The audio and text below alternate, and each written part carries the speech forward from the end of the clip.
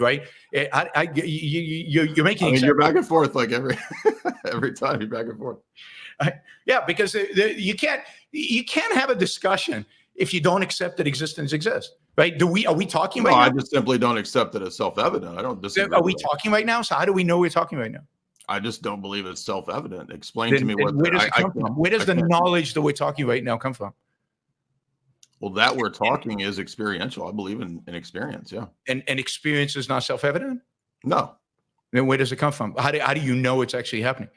Because, well, again, there's nothing that's self-evident. Because I'm having experience, it doesn't follow that the experience or having experiences is self-evident. That's a whole other notion in epistemology that has to do with things that don't require justification.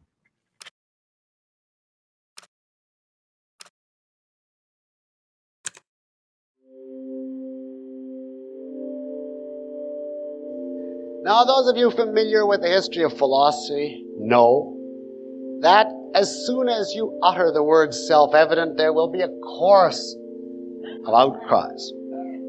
Few concepts have come under such attack. You must have heard in some terms, oh, it's self-evident to you, but it's not self-evident to me, or some variant of that business. But the three axioms I have mentioned have a built-in protection against all such attacks. Being philosophic axioms, they are at the foundation of all other concepts, of all thought and knowledge, so that they must be used and accepted by everyone, including their opponents, including those who denounce them and those who denounce the self-evident. I want to illustrate this by an example. I want to take one specific charge raised by the opponents of the self-evident and show how they must themselves rely on these axioms even to enunciate their charge. Now, there are many different such charges, but if you get it on one example, that'll be sufficient because the principle is the same. Consider the claim, well, people disagree about their axioms. They don't all agree about what's self-evident, and therefore, how can you be sure that your particular axioms are really self-evident? Now, this argument starts with the concept of disagreement.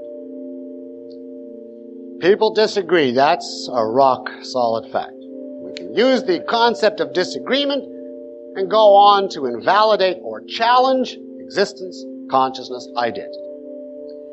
Now, the best procedure if you're confronting such an individual is to take him straight for a moment and say, you know, there is no disagreement at all. Everybody agrees about everything. And of course, the person will say, what do you mean? People disagree about all sorts of things. And you say, well, how could they? There's nothing to disagree about. There's no subject matter. Nothing exists. So there couldn't be any disagreement. To which he will say, that's ridiculous. All sorts of things exist. And you then say, okay, that's one. And then you go on, even so there's no disagreement, because people can't hold views or theories. They're unconscious. To which the person says, that's fantastic. Obviously people are conscious. They hold ideas and thoughts and so on. That's two. And then finally you say, even so, what's wrong with disagreement? Maybe all the disagreeers are equally 100% right. To which your opponent would say, how can that be? If two people contradict each other, they can't both be right. Contradictions are impossible.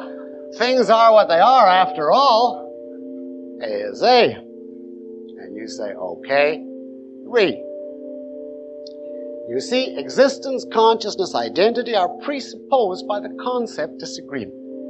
As soon as a person opens his mouth to utter that word, he's conceded everything.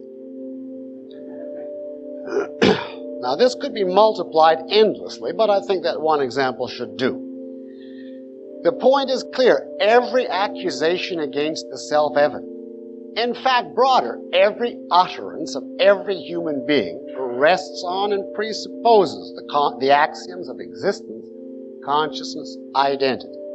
These are invulnerable because they're the base of everything else. the attackers of the self-evident pose as the defenders of truth. Their song and dance is, just because you believe it, that doesn't make it true. You have to prove it. All of which rests on the very axioms that they question or denounce. Well, again, there's nothing that's self-evident. Because I'm having experience, it doesn't follow that the experience or having experiences is self-evident. That's a whole other notion in epistemology that has to do with things that don't require justification. Now let me read the crucial passage from Galt's speech on this issue. Quote, "You cannot prove that you exist or that you're conscious," they chatter, blanking out the fact that proof presupposes existence, consciousness, and a complex chain of knowledge. The existence of something to know, of a consciousness able to know it, and of a knowledge that has learned to distinguish between such concepts as the proved and the unproved. When a savage who has not learned to speak declares that existence must be proved, he is asking you to prove it by means of non-existence. When he declares that your consciousness must be proved, he is asking you to prove it by means of unconsciousness. He is asking you to step into a void outside of existence and consciousness to give him proof of both. He is asking you to become a zero, gaining knowledge about a zero. Coming from what is? I don't disagree with empirical sense data. I just don't think that empirical sense data is the limit. That is all we have, and you can't justify empiricism itself. I'm not going to justify empiricism, because the reality is that we can't abstract from empirical sense data, and we do have a mind, we do have consciousness. But you understand, those are your bedrock positions that you just assert, and you won't allow those to be questioned or challenged. Because the existence of consciousness and the existence of reality cannot be questioned, and to question them that's a dogma. You have a dogma, so you can't. So your fundamental positions it's called are axioms in philosophy. It's called having. I don't believe it. I reject axioms. That you cannot that are self-evident. Okay, so if you can bring axioms, if you bring self-evidence to a debate, I can bring self-evidence to a debate and just say God is the self-evident axiom. That's why you can't. But that's silly. That's fine. You can't. And you it's just as silly as your self-evident. And it's just.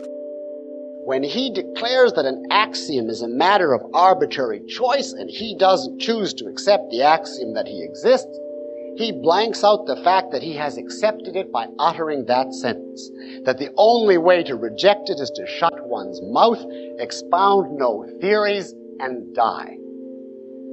An axiom is a statement that identifies the base of knowledge and of any further statement pertaining to that knowledge. A statement necessarily contained in all others, whether any particular speaker chooses to identify it or not. An axiom is a proposition that defeats its opponents by the fact that they have to accept it and use it in the process of any attempt to deny it. Unquote.